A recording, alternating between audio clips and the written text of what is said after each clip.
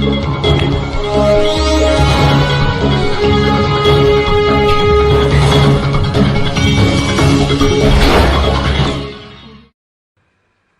तो हम आने वाली जो 25 तारीख है, युग पुरुष स्वर्गीय चौधरी देवीलाल जी का 107वां जन्म दिवस सम्मान दिवस के रूप में किस तरह हम मनाने जा रहे हैं, उसको लेकर के आपके बीच में आए हैं। किसानों, गरीबों के, मजदूरों के मसीहा और इस देशवासियों के जन जन की आवाज,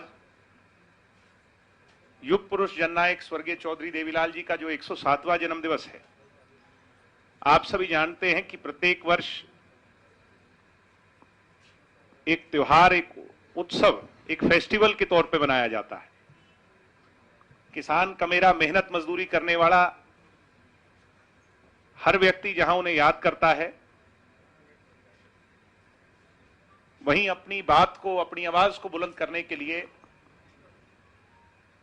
पॉलिटिकल रैली के तौर पर बड़ा जमावड़ा कहीं ना कहीं, किसी ना किसी कोने में होता है। कोरोना महामारी के चलते एमएचए की गाइडलाइंस को मद्देनजर रखते हुए सोशल डिस्टेंसिंग का हमें ध्यान रखना है और गाइडलाइंस का भी हमें ध्यान रखना है, मगर इसका कतई ये मतलब नहीं कि मेहनत मजदूरी करने वाला किसान का मेरा, उनकी सोच में विश्वास रखने वाला वो व्यक्ति उनके जन्मदिवस के शुभ अवसर से उस खुशी का इजहार करने, उन्हें याद करने से दूर रह जाए। इसलिए पार्टी ने फैसला लिया है कि 25 तारीख को सुबह 7 बजे हरियाणा प्रदेश के हर डिस्ट्रिक्ट हेडक्वार्टर पर या जहां कहीं भी उनकी मूर्ति लगी हुई है, वहां सर्वधर्म सभा, क्योंकि चौधरी देवीलाल जी तो किसी धर्म, किसी जाति से कोसों मील ऊपर उठ करके थे, सबके साझे थे।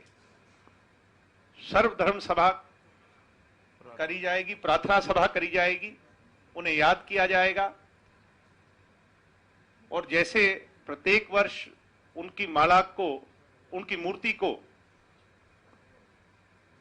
पुष्प अर्पित कर कर, माल्यार्पण कर कर उन्हें याद किया जाता है, वो कार्यक्रम किया जाएगा। गंगा जल से मूर्ति को धोया जाएगा। उसके पश्चात 11 बजे 107वां जन्मदिवस है तो 107 यूनिट ब्लड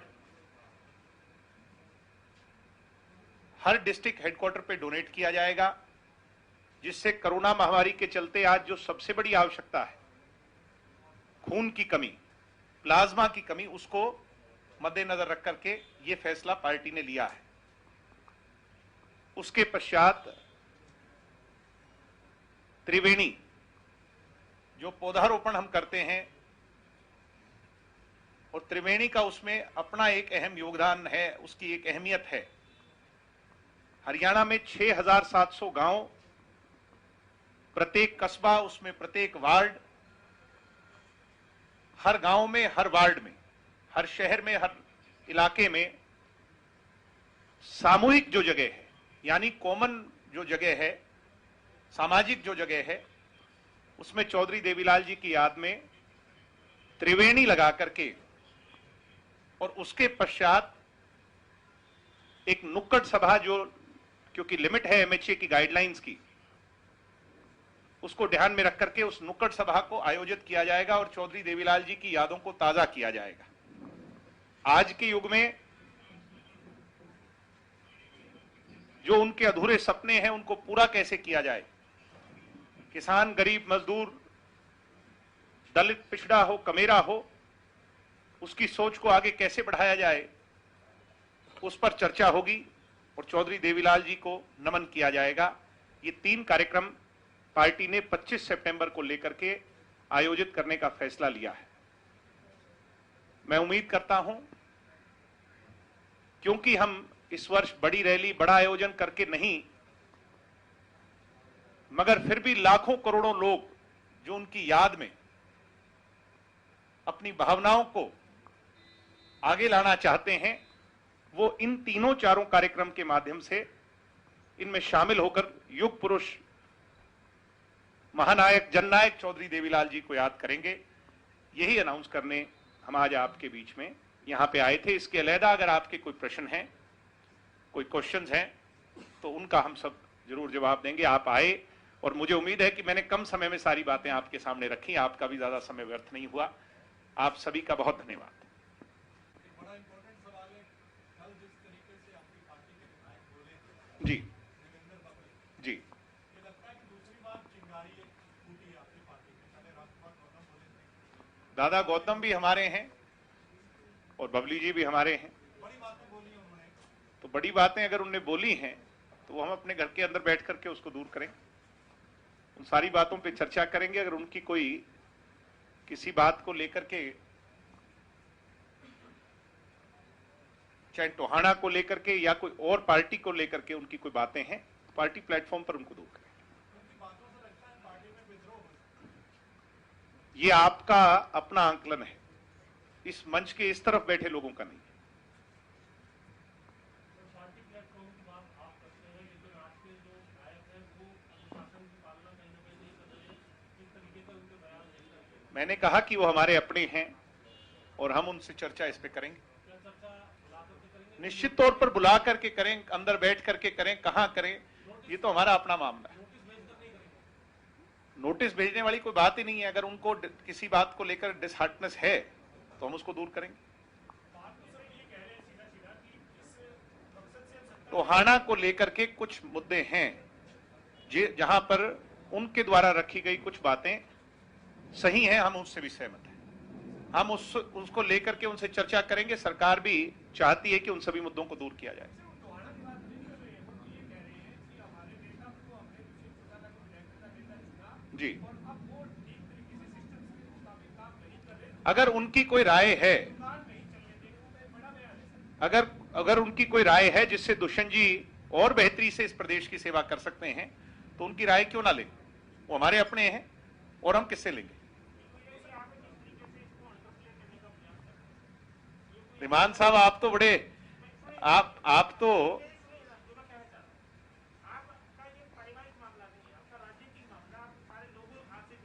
राजनीतिक पार्टी भी हमारा परिवार है। हरियाणा का प्रत्येक व्यक्ति, आप भी हमारे परिवार के। जी,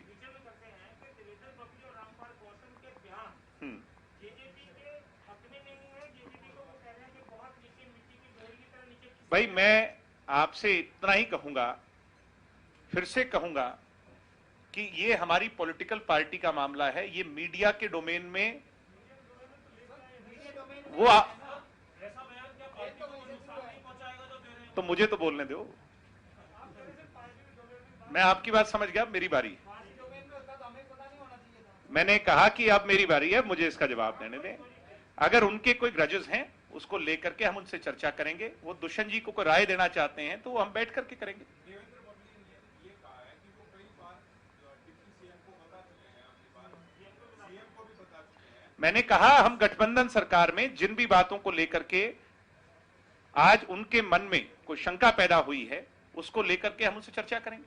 बड़ी बात बोलते हैं कि हम अपना नेता नया चुनते ऐसा है जी, नेता चुनते हैं विधायक, और वो दुष्यंत जी को चुनने वालों में से एक है। अगर दुष्यंत जी के प्रति उनके मन में कोई भाव है, कोई भावना है, तो उनको पार्टी प्लेटफॉर्म पर वो रखेंगे, हम उनसे चर्चा करेंगे।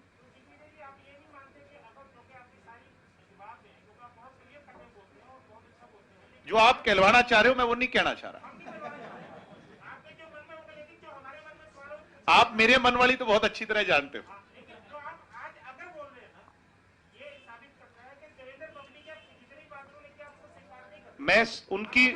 मैं तो ये कहता हूं हमारी पार्टी के विधायकों की हर बात को हम स्वीकार करते हैं। अगर कोई इफ दैट बट है तो हम उस पर चर्चा करेंगे। प्रेस कॉन्फ्रेंस 25 सितंबर को लेकर के देवेंद्र बबली जी और जजपा से बहुत बड़ी ताकत चौधरी देवीलाल जी के जन्मदिवस को लेकर के हो रही है। मैं फिर से आपसे रिक्वेस्ट कर रहा हूं, देवेंद्र बबली जी वाली बात पर मैं और आप बड़ी क्लैरिटी से उसको डिस्कस कर चुके हैं।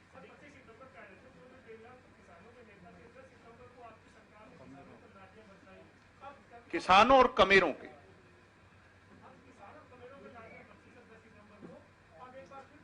मैं सबसे पहले दिग्विजय चौटाला ने कहा था हरियाणा में कि यह गलत हुआ।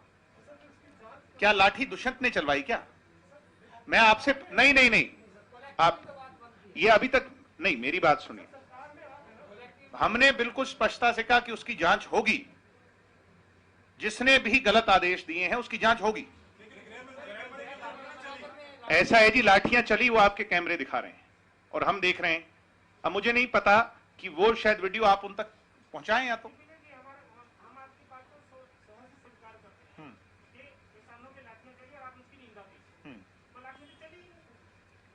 ये आप कह रहे हैं कि वो कह रहे हैं?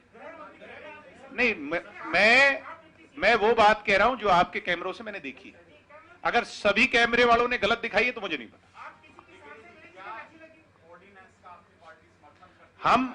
हम एमएसपी वाली बात पर अडिग हैं और एमएसपी किसान को मिलना चाहिए। मगर मुझे एक बात समझाएं, ये ऑर्डिनेंस सेंटर का है, इससे स्टेट का सब्जेक्ट नहीं है, ना इस पर स्टेट पर वोटिंग होनी। हम इस बात को लेकर के बड़ी स्पष्टता से कह रहे हैं कि इसमें दुष्यंत चौटाला को, जैसे कुछ लोग सिर्फ दुष्यंत चौटाला को टेंट कर रहे हैं, मैं पूछना चाहता हूं कि इसमें दुष्यंत चौटाला का क्या रोल है। लेकिन पंजाब ने जैसे किया, हम भी स्पष्टता से कह रहे हैं, हम भी स्पष्टता से कह रहे हैं, एमएसपी को लेकर के हम बिल्कुल स्पष्ट हैं। एमएसपी किसान को मिलेगी ही मिलेगी, उसमें चाहे हमें कुछ भी क्यों ना करना पड़े, एमएसपी को लेकर के कोई कॉम्प्रोमाइज नहीं हो। मैंने कहा एमएसपी, मेरी बात सुने, एग्रीकल्चर मिनिस्टर, देश के यूनियन एग्रीकल्चर मिनिस्टर स्पष्ट कर चुके हैं। आपको कंफ्यूजन किस बात की? भाई, देश के प्रधानमंत्री की भाषा देश के कृषि मंत्री बोल रहे हैं, हमें उन पर विश्वास करना चाहिए। इससे आप लागू करने वाले लोगों पर तो विश्वास करें कम से कम।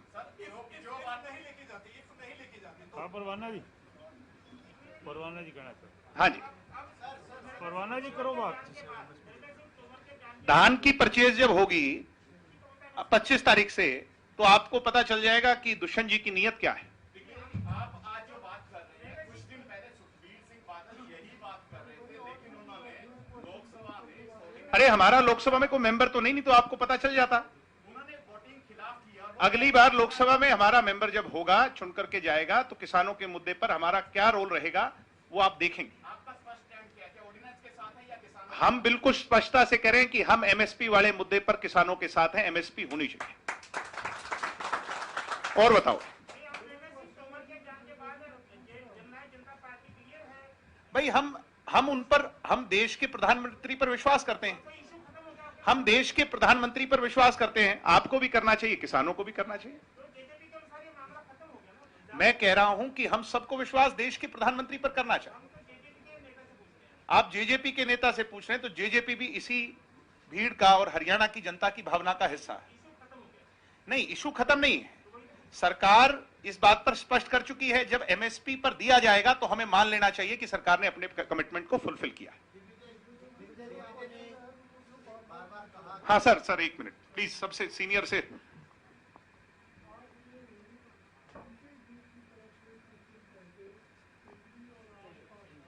मुझे सुन नहीं रहा जी, एक बार अपने आप एक बार इन बड़ा मुझे। हाँ,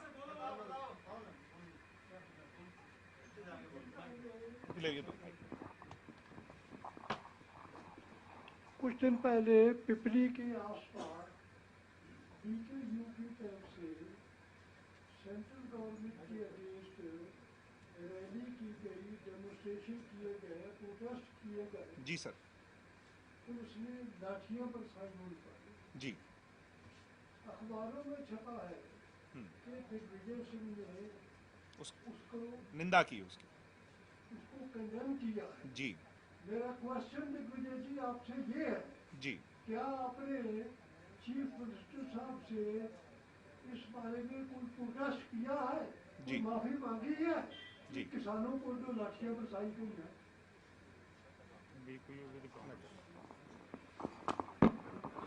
किसानों पर अगर कोई भी लाठी चली है तो किसानों पर नहीं, वो चौधरी देवीलाल जी के परिवार पर चली है। हम किसान के घर में जन्मे हैं और किसानों की भावना को अच्छी तरह जानते हैं। किसानों पर कोई पीड़ा हुई और अगर किसी को यह लगता है कि वो दुष्यंत की बदौलत हुई, जिसमें दुष्यंत का फिर भी कोई रोल नहीं है, और आप भी इस बात को सभी मान रहे हैं जितने लोग यहां बैठे हैं, मैं फिर भी ये कहता हूं, अगर किसी को यह लगता है कि किसी को लाठी लगी, चाहे वो उसमें किसी भी भावना से शामिल था, चाहे वो असली किसान था या वो कांग्रेस का प्रोजेक्टेड था, मैं फिर ये कहूंगा, किसी किसान को लाठी लगी तो वो हमें लाठी लगी, हम उसके लिए खुल करके उनको अपने गले लगाते हैं और उनसे माफी मांगते हैं अगर किसी को भी लाठी लगी। मैंने कहा किसी भी किसान को अगर लाठी लगी तो वो हमें लाठी लगी, और किसी को ये लगता है कि वो उसमें कहीं कोई भावना हमारी गलत है, हमारी तो गलत नहीं है, मगर फिर भी किसी को पीड़ा हुई तो हम माफी मांगते हैं। मैंने कहा आपको स्पष्टता से, किसी भी किसान को पीड़ा हुई तो हमें पीड़ा हुई। और बताएं।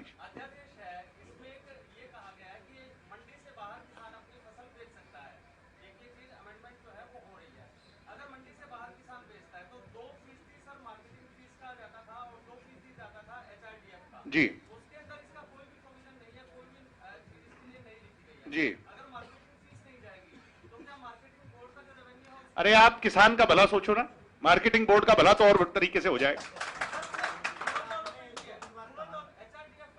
मैंने कहा चाहे एचआरडीएफ को और कहीं से 2% मिल जाएगा। और आपसे मैं ये फिर प्रार्थना कर रहा हूं, सिर्फ किसान का भला सोचें। आज भावना किसान को लेकर,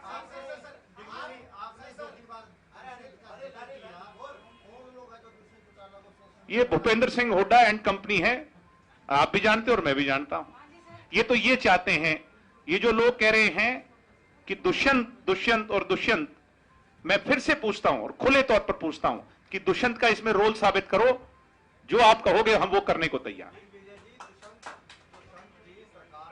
हम कह रहे हैं जो हुआ वो गलत हुआ, और सरकार के अधीन हम इस बात को लेकर के स्ट्रांगली प्रोटेस्ट कर रहे हैं कि जिन्होंने किया उनके बारे में पता लगाया जाना चाहिए।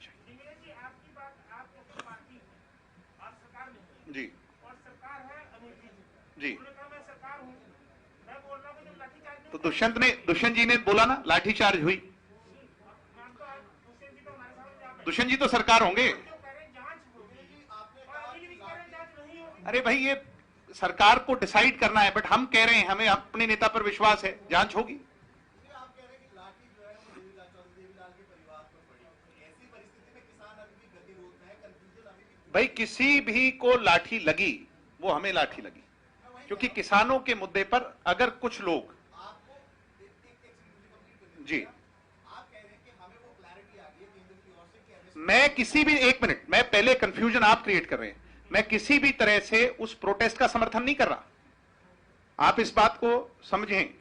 मैं कह रहा हूं कि अगर किसी के प्रायोजित तरीके से कोई भोले भाले किसान वहां पहुंचे हैं और किसी को लाठी लगी, किसान को, उनको तो कोई लाठी नहीं लगी, वो तो गाड़ियों पर बैठ करके भाषण देते रहे। लाठियां अगर किसी भोले भाले किसान को लगी तो वो हमें लगी। नेक्स्ट गतिरोध अभी भी बना हुआ है, अगर एक ऐसी परिस्थिति सरकार चर्चा कर रही है, सभी से चर्चा कर रही है, बीजेपी ने भी प्रयास किया, हम भी प्रयास कर रहे हैं कि किसी का भी कोई गतिरोध ना रहे। दिग्विजय आपने निंदा की, दुष्यंत ने बोला, सीएम ने क्यों नहीं बोला? इतना बवाल हो गया सीएम। अरे भाई सीएम साहब की भावना को हम प्रकट कर रहे हैं। दुष्यंत सीएम साहब तो कोरोना से संक्रमित थे, वो अभी आए हैं, वो भी करेंगे, उनको भी मेरे हिसाब से किसी भी किसान पर अगर कोई लाठी पड़ी है तो मेरे हिसाब से उनको भी पीड़ा है। दिग्विजय जी, आप जेजेपी की पार्टी की तरफ से बोल रहे हैं, वहां बीजेपी भी है, उनकी पार्टी की तरफ से क्यों नहीं बोला गया? अगर कोरोना से सीएम, भाई हम अपनी भावना ही जता सकते हैं, तो हम अपनी भावना को बड़ी स्पष्टता से बता रहे भावना का तो आदर करते हैं हैं। जी पर बीजेपी ये कहती है सरकार नहीं, बीजेपी की भी भावना किसानों के साथ है। बीजेपी उनका अनिल विज तो बीजेपी में है नहीं है। मैं दिमान साहब जब छोटा सा था आपसे ही सीखा हूं, आप वाली बात में आऊंगा नहीं, चिंता ना करो। जब आप सरकार में आने से पहले आपने वादा किया था जी कि किसानों का ही मुद्दा है, किसानों को जो डुअल कनेक्शन है वो मुफ्त दिए जाएंगे, जी, लेकिन वो ऐसा हुआ नहीं। क्योंकि हमारी और बीजेपी की जो कंबाइंड कमेटी है, उसने जब हम अलायंस में आए तो ये नहीं है कि सारे मुद्दों पर सहमति बनी हो, कुछ मुद्दों पर सहमति बनी थी, उन पर हम काम कर रहे हैं। और ये जो मुद्दे हैं इनको हमने सेकंड फेज के लिए छोड़ा है। जब वो मुद्दे पूरे हो जाएंगे तो हम इन मुद्दों पर काम करेंगे। जी हाँ जी, आवाज नहीं आ रही जी मुझे। जी जी जी जी जी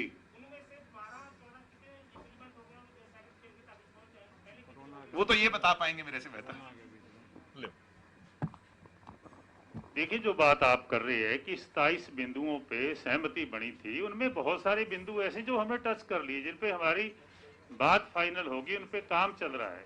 और जैसे दिग्विजय जी ने बताया कि सेकंड फेज में उन चीजों को भी ले लिया जाएगा, उससे और आगे बढ़ेंगे, आगे बढ़ करके मिलके उसको पूर्ण करने का काम करेंगे।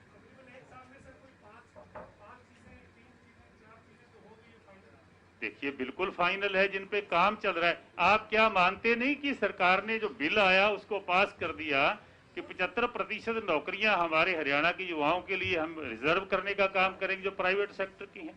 उसी में से इतना बड़ा मुद्दा था।